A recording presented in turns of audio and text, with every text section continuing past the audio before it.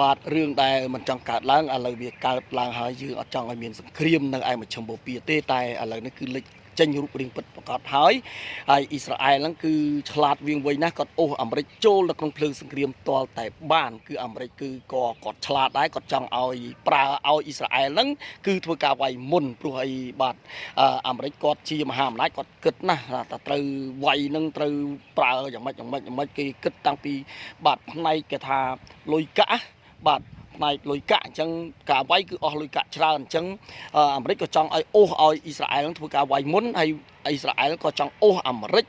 បាទឲ្យធ្វើការចូលរួមជាមួយគ្នាតាមពិតចង់អូសអាមេរិកឲ្យវាយមុនតែអាមេរិកមិនវាយអាមេរិកឆ្លាតដែរបងប្អូនបាទអី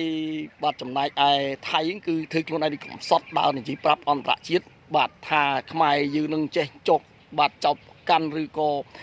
គាត់ត្រូវការសន្តិភាពខ្លាំងណាស់ប៉ុន្តែការពិតប្រកបពិភពលោកដឹងថាគាត់គឺជាបោកប្រាស់